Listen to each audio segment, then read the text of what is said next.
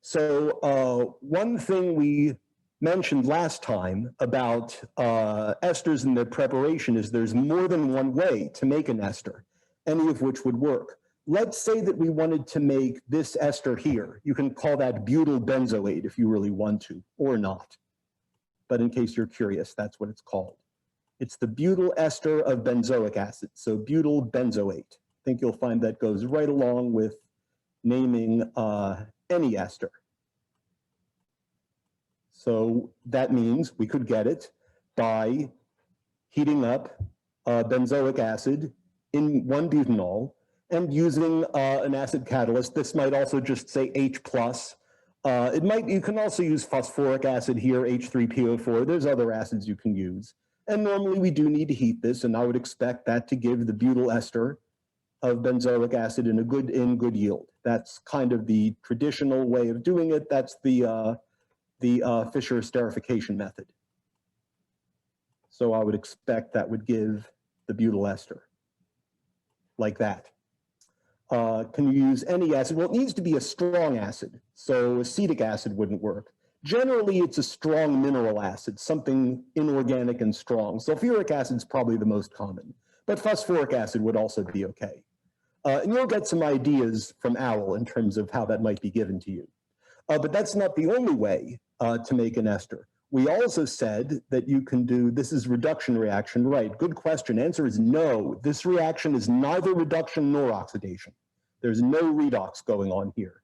This oxygen starts out at -2 and it ends at -2. So there's no organic oxidation going on here. Another way to do it that we talked about earlier is an SN2 reaction. And that's why I'm going back and forth as to whether I really want to cut out that SN2 material in if and when I teach this class again. Oh, well, I'll have to think about that over break. But the way that would work would be that we would start still with benzoic acid. And we would need to deprotonate it first. And of course, carboxylic acids are fairly acidic. They're not very strong acids, but at the same time, you don't have to work too hard to deprotonate them. Even surely something like sodium hydroxide is a more than strong enough base to deprotonate them. Whereas you need something a good deal stronger to deprotonate an alcohol, right? Hydride or NH2- or something like that. But in this case, you could just use aqueous sodium hydroxide. That's more than strong enough to deprotonate a carboxylic acid, and you will then get the conjugate base, namely the benzoate ion. And yes, you will also have Na+ here. That's not going to play any role in the chemistry. That's just a spectator ion. But it's the counter ion to the negative charge in the oxygen. And what you would then do is treat it with an alkyl halide. In this case, let us say 1-iodobutane. Or you could use 1-bromobutane, doesn't matter. And this is just an SN2 reaction. That's one of the very few, relatively few mechanisms I asked you guys to learn this semester, just because it's one step and fairly straightforward, and that will also give you the same ester. So that's another way of making it.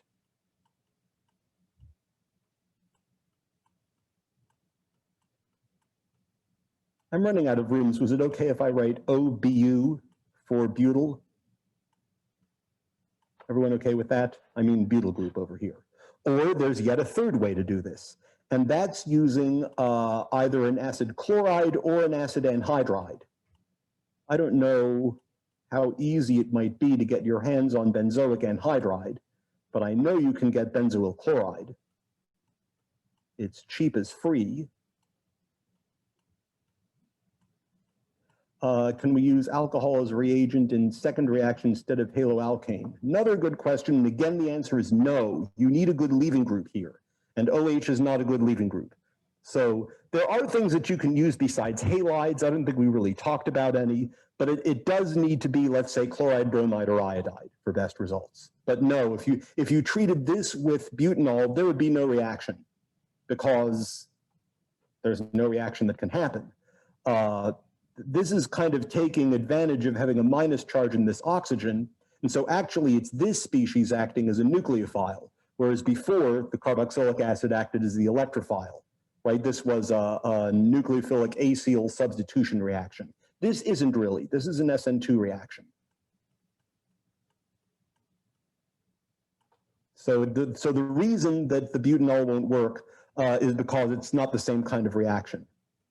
And finally, you can use either an acid chloride or an acid anhydride. And in this case, you could add either the butoxide ion, or you can just even use one butanol. Frankly, it's fine. And you will get the butyl ester plus HCl, which we really don't care about. All of these are always going to have inorganic side products that really are of no consequence. We usually don't even mention them. Keep an eye on OWL, though, because they will sometimes want you to write them down. I'm not really interested in such things myself. So you would get the same ester this way. You would also, in case you're wondering where the remainder of the mass goes, which is always a fair question, you also will get 1 mole equivalent of HCl. That's the fate of the hydrogen and the alcohol and the chlorine and the acid chloride. So that's another way of making them. And if anything, there's certain ways in which this is the best way to do it, using either an acid chloride or an acid anhydride, both of which I expect you to know what they are. They're functional groups that we've defined. But in certain ways, I might not say always, but in certain ways, this is the best way to do it because acid chlorides are so reactive. This, for instance, you wouldn't have to heat like you would the first one. I guarantee you that reaction is going to be very exothermic as well as exergonic. So you could pretty much shoot the benzoyl chloride into butanol. I say shoot because we often use actually syringes when we measure out reagents in the lab. So that would work just fine. But I did want to point out that all of those different ways would all work, all perfectly acceptable. And if we have time at the end, I'll make up an exercise where we'll do the same thing. I'll make up a different ester and see if you guys can come up with multiple different ways of making that particular ester. Oh, this screen is so small. Okay, there we go. Good. Any questions on any of this before we go on to the new material? So we don't need any reactant. The butanol is the reactant, and so is this. That's all you need. Oh, catalyst, no, yeah, good point. Yeah, this reaction is so favorable, you don't need a catalyst. That'll go like a shot. Acid chlorides are stupidly reactive, and acid anhydrides, pretty darn nearly as reactive as acid chlorides. I'd have to give the slight edge to acid chlorides in reactivity, but candidly, acid anhydrides are probably 95% as reactive. Either way, it would go like a shot, and you would not have a problem getting the product. Good. Well, our last chapter together is on, and if you still needed that, you will be able to look at that on YouTube to your heart's content. So our last chapter together is also our last biochem chapter together. One of my jobs is to go, in this course, I feel, is to go through the various different types of biomolecules, at least in some detail and from the perspective of the field of organic chemistry as opposed to of molecular biology or biological function. So that's why, once again, there's going to be several sections of chapter 17 that you're not going to be responsible for. And I've been pretty clear about that. I've put it in the syllabus and I've put it in the class notes. So I don't think that's going to be, anything that there will be too much doubt about. My hope is that what you'll get out of this chapter is kind of like what you got out of the chapter on lipids or on carbohydrates or nucleic acids, that you are able to recognize the different components of polypeptides and understand what amino acids look like and how they come together to make a polypeptide and thus a protein. And, I would say the properties of amino acid molecules, which is not going to be anything new. You've seen it all at this point. There's not going to be anything new that I can spring on you. At least I don't think. So at least I hope to convince you of that. So basically, what is the reason that haloalkane readily react with nucleophile? The reason that haloalkanes readily react with nucleophiles is because the halogen is an electronegative atom and it sucks electron density away from this carbon. That's what makes this oxygen want to react with it, because the oxygen is a minus charge and wants to donate that electron density to this relatively electron-poor carbon atom. Oh, and the other reason, of course, is the carbon-iodine bond can be easily broken and the minus charge put on the halogen. And that would be the same if it were chlorine or bromine, same type of idea. Good, so let's start off then with the building blocks of polypeptides and of proteins, namely amino acids. And there are 20 of them, 20 amino acids that are found naturally in living systems. In general, these amino acids, well, let's go little by little. I don't, let's not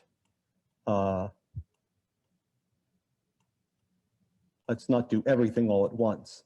In general, these are all going to be alpha amino acids,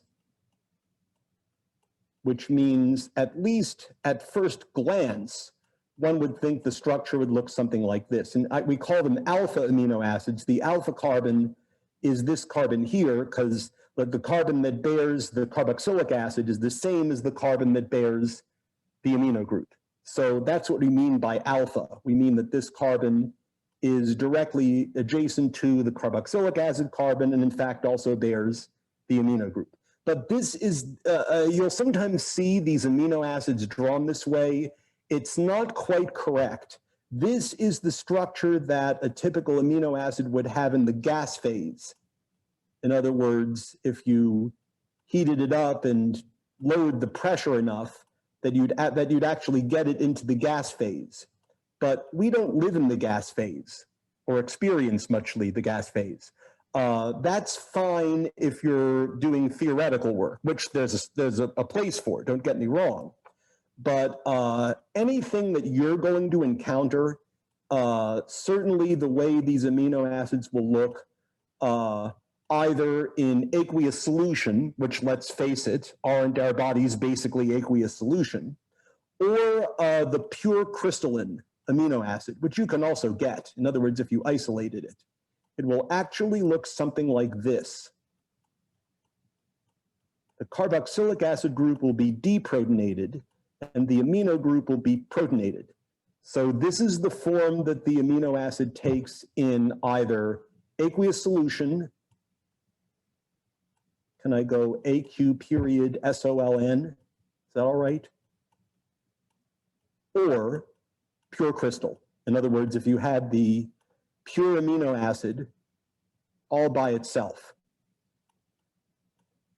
And they would in general be crystalline because, as you can see just by looking at the structure, in essence, they are salts. And not only salts, but they're salts in which the cation and the anion are in the same molecule. The plus charge and minus charge are in the same molecule. I'm not sure if we've gone over the word yet that we use to describe salts like that, where the plus and the minus charge are in the same molecule. But it bears repeating if we did.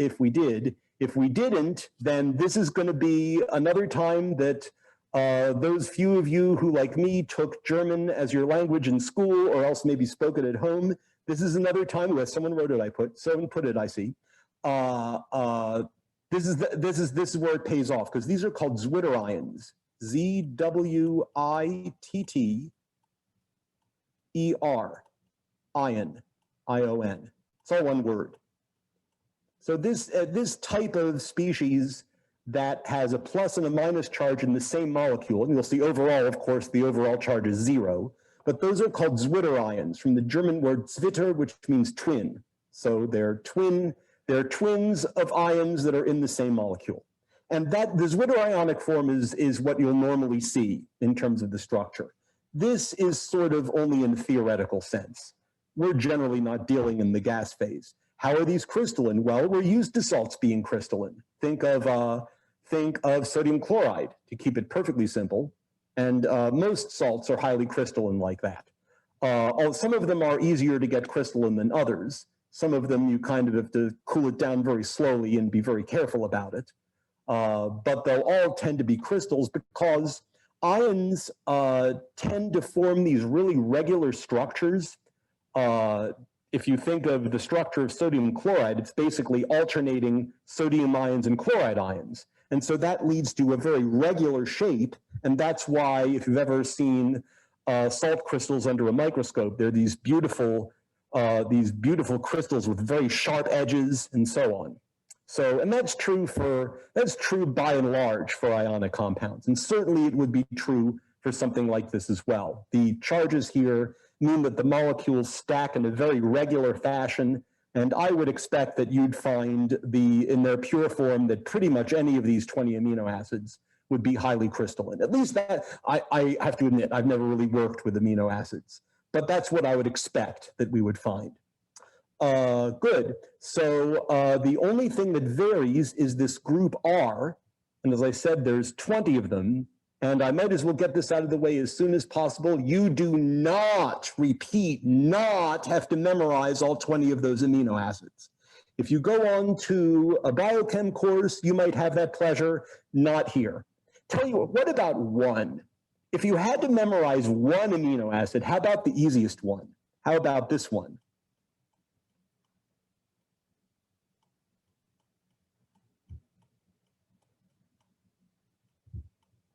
Are all amino acids Zwitter ions? Yes, in aqueous solution at pH 7 or in the pure form, yes. CO2H.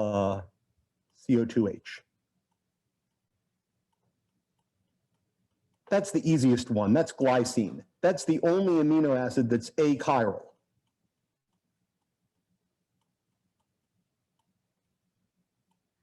That's the easiest one. You don't even worry about stereochemistry. We can do that one. If you had to do one, maybe you learn that one.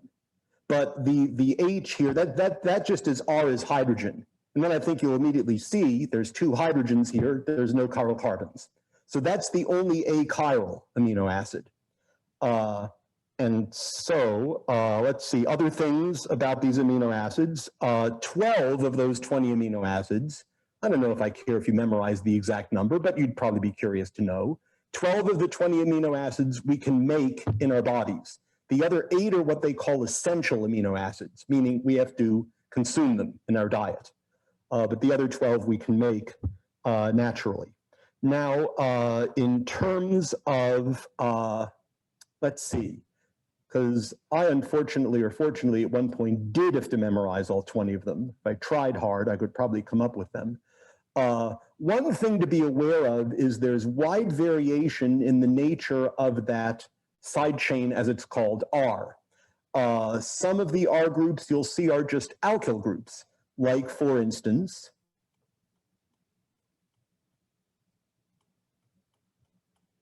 or even the hydrogen and glycine. Like for instance, let me also give you an idea of what these things look like in terms of stereochemistry. This is one way to draw them, showing the correct stereochemistry. Naturally occurring amino acids will have, when you draw them like this, will have the hydrogen coming out at us and the side chain going back into the plane of the paper. So here our side chain is methyl. This happens to be alanine. And so in alanine, and again, I don't care if you memorize alanine, although if you do, it's practically as easy to memorize as glycine. So here R is a methyl group, it's an alkyl group. And there's other ones with alkyl groups also. You've got, let me see, leucine and isoleucine also have alkyl groups as their side chain. And so ones like this, we would consider that the side chain would be neutral, would be nonpolar. So if you want to call it a neutral side chain or a nonpolar side chain, both of those would work.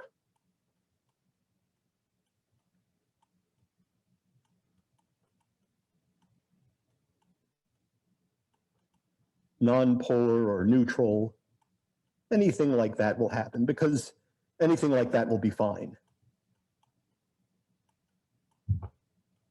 Or neutral.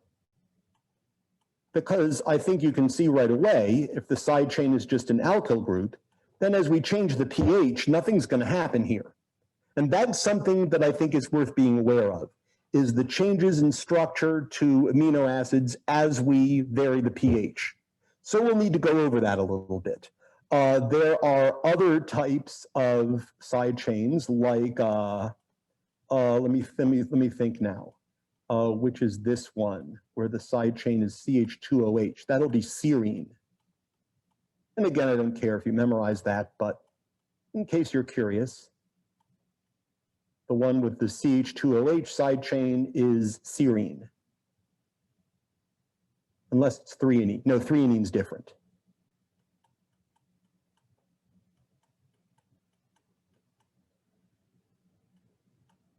So CH2OH. That one will be serine.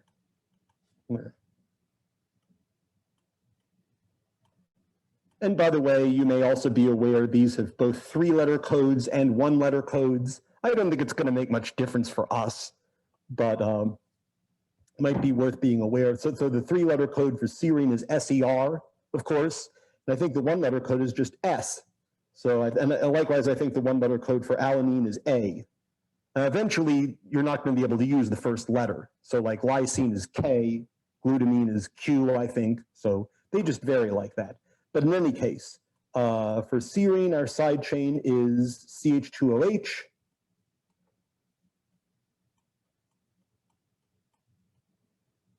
Alanine is R equals CH3 side chain, yep. And like I said, if I'm satisfied if you'll do one. If you don't mind memorizing one, let's do glycine. That's the easiest one. Then you don't even need to worry about stereochemistry. But some of the simpler ones like alanine, you might wind up learning anyway. But as long as you know the structure of glycine, I think you know all you need to know to understand any of these structures. And here I would say the side chain is polar, right? Because an alcohol group is pretty polar. And we could go on. I mean, there are some amino acids like aspartic acid and glutamic acid that have acidic side chains. They actually have another carboxylate group over here, which again will be deprotonated at pH 7. Maybe I'll show that one example on the next page. I just want everyone to catch up first. There are some that have amino group side chains or nitrogens on them, like lysine has a whole bunch of CH2s followed by NH2, which I guess will be NH3 plus at pH 7.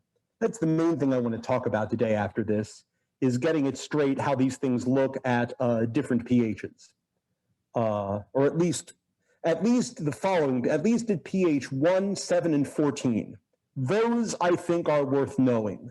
You might find some OWL questions where they say, what does the structure look like at pH 10.7 or 4.3?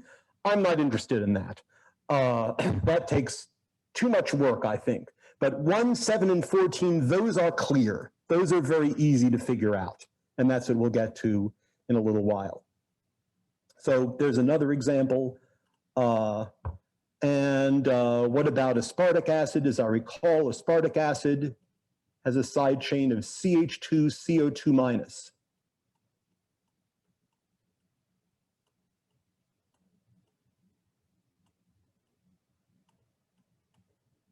So we'll have our hydrogen on the wedge bond coming out at us, and essentially CH2CO2 minus going in the back. And I go CO2 minus like that. Hopefully that's okay. And again, notice that this carboxylic acid is in the deprotonated form, at least at pH 7. So this is aspartic acid, which I think is ASP. What's the 1-letter code? Double check me on this, but I think the 1-letter code is D. I don't care if you know the 3-letter or 1-letter codes. I just mention them because you'll see those used in biology and biochem textbooks. And here we would have to say it has an acidic side chain because it's got a carboxylic acid group. In fact, it's so acidic that under biological conditions, it's already lost its proton. And there are other types of side chains too. And I think you'll find that helpful. I would certainly expect you to be able to do that, to categorize the 20 amino acids by the type of their side chain. And your book will show you how to do that. I think it would be great if you're given any amino acid and you say this one is a neutral side chain, that one's polar, this or neutral or nonpolar, this one's polar, this one's got an acidic side chain, maybe this one's got an alkaline side chain like lysine. I think that'll be helpful. Anything you can do to categorize things, in my opinion, makes it easier. So acidic side chain.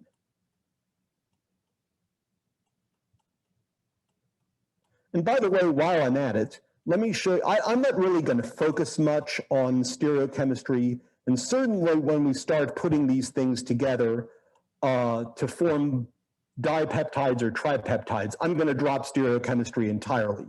If this were Chem 228, I'd expect you to learn them with the correct stereochemistry as well, but not here. I'm just showing you what the individual amino acids look like from a couple of different perspectives. When the corner is pointing down like this, then we find the hydrogen is pointing up, but here we flipped it over like this. And so now what we'll find is the hydrogen points in back, and now the side chain, R, whatever it might be, in this case, CH2CO2 minus. Now that points in front. So these are two different views of the same molecule.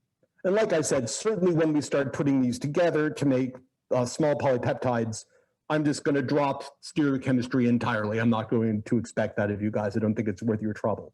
But I did want you to see that apart from glycine, these are chiral molecules. And again, I think I've mentioned this before, unfortunately, if you work it out, this turns out to be in the L configuration, whichever perspective you look at it from. So I don't know why that is, but natural sugars are D, natural amino acids are L. D amino acids are a thing, just like L sugars are a thing. They're just not naturally occurring. You would have to make them in the lab. And I would imagine they'd cost a bunch of money also, as opposed to, you know, if you want to buy, you can buy aspartic acid or alanine, pure single amino acids, sure. They're cheap as anything, as long as you get L. The D ones would be very expensive, I'm quite sure. Good, so, and what are we at? We're at 3, we have until 45. Yeah, if we can get as far as considering the acid-base properties of amino acids, I think I'll be happy with that. That'll be enough for today. We can talk about small polypeptides next time. Good, so let me go back to our alanine. Actually, let me write it right here in the middle for reasons that will soon become clear.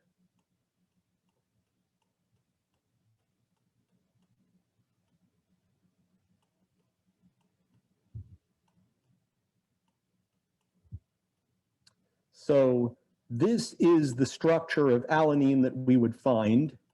So methyl group there, hydrogen here. This is how it would look in aqueous solution at neutral pH, pH equals 7. And certainly this is the structure alanine would take under biological conditions. I think in general you'll find, depending on what type of body fluid you're talking about, it won't be exactly 7, but it'll be pretty darn close, I think, pretty much anywhere in the body. So that's probably the form that alanine would take, just to use alanine as an example of amino acid at pH 7. What about under acidic conditions?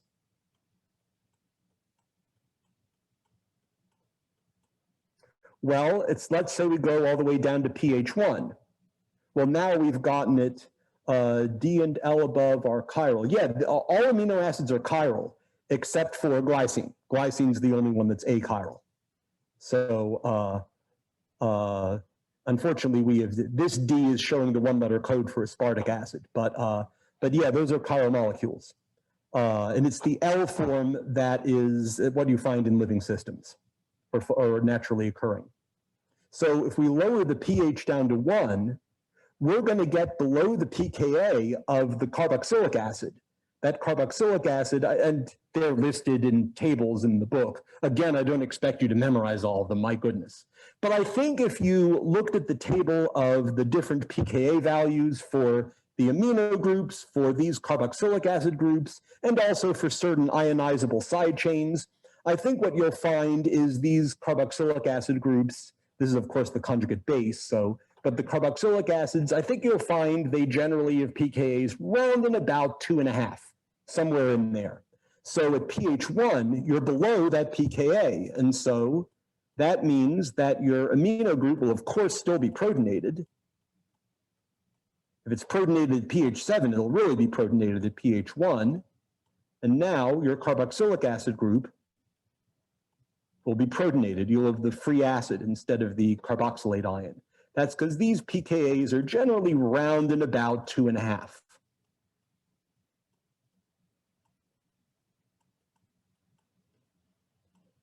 And so that's going to have consequences for the chemistry of the molecule.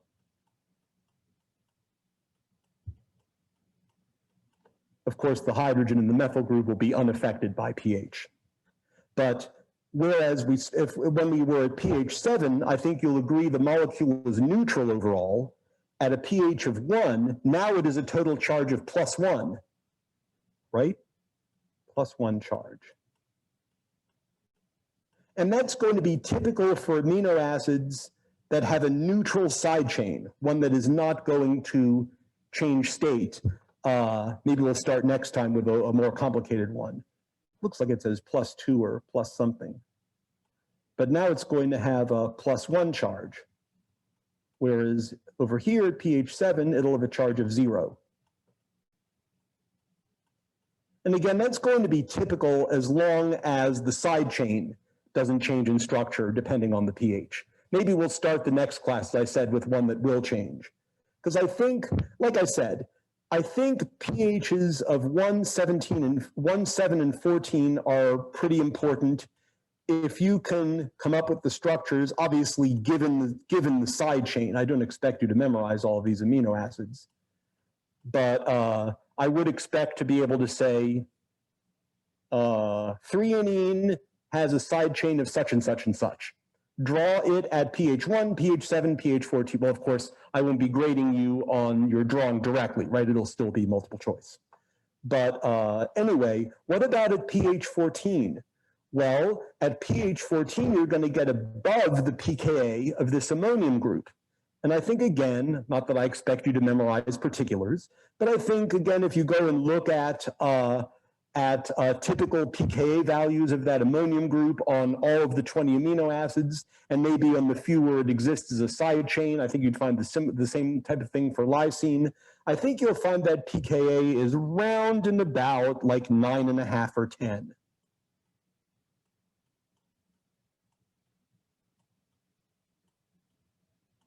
Somewhere in that general zip code. And so at pH 14, we're above that pKa. That's why it's going to become deprotonated, and we're going to go back to NH2. Just like at pH 7, we're above the pKa of the carboxylic acid. So the carboxylic acid is deprotonated, and we have the carboxylate. So at pH 14, we won't have an ammonium group anymore. Now it's going to be a free amine.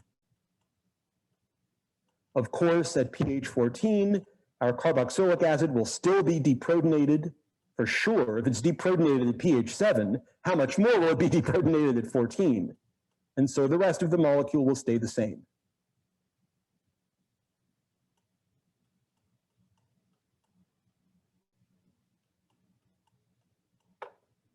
So that's how that would look at pH 14. And now you can see that we will have a total charge of -1. And again, that's typical for amino acids with non-ionizable side chains. What if the side chain is ionizable? We've actually still got 7 minutes. So why save it for next class? Might as well do it now. But this is an important thing, I think, to understand. It's also good review just of the idea of pKa's and strengths of organic acids, that type of thing. So while you're considering that, let me erase all these.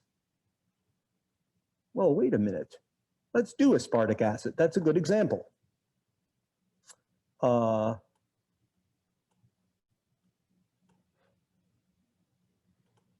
same thing, pH equals 1.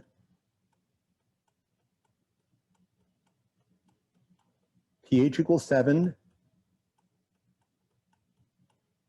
Did you mention pKa for pH equals 14? I don't think I understand. pKa's apply to acids. And so this pKa here is for this acid. And so above 9.5, that proton's going to go away, and that's going to go to the amine. Like an estimated one.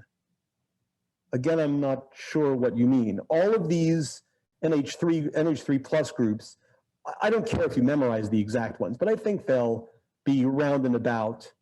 There is, I see. You're asking what is the pKa of this species? There is none. There's no more protons that you can pull off. It's not an acid. So this pKa doesn't refer to the molecule. It refers to this group. And this pKa also doesn't refer so much to the molecule as to that group. pKa's always refer to species that have an H plus to give up. And this one doesn't have any. We've removed all the protons we can. So hopefully that's what you mean. Hopefully that helps. But aspartic acid at pH 7, well, I've only got it just partly started over there. We had that before. I'm just going to draw it in again.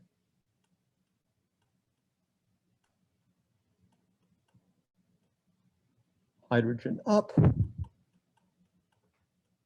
CH2, CO2 minus down.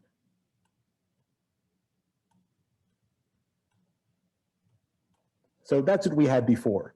And in fact, interestingly enough, the overall charge here is -1. Now, I don't think these are worth memorizing. I think it's something you should be able to do, look at a structure and figure out what the total charge is. But this one now doesn't have a total charge of 0 because now we have an ionizable side chain. We have something here that can take different forms depending on the pH. At pH 1, we'll be putting the proton back onto not only this carboxylic acid, but also that one. At pH 1, we're below the pKa's of both of those, which again, I think you'll find are round and about 2.5. If you had to put a number to it, that's as good a number to remember as any other. So, you know what, let's track this. This is a +1 charge, right? This is a -1 charge. Let's see what it is for pH equals 14. Actually, I guess it's going to be -2. I don't know that there's a pattern to it, really. But at pH equals 14, now we're above the pKa of this ammonium group. So, unless I've lost my mind, which is always an open possibility, assuming I had one to begin with,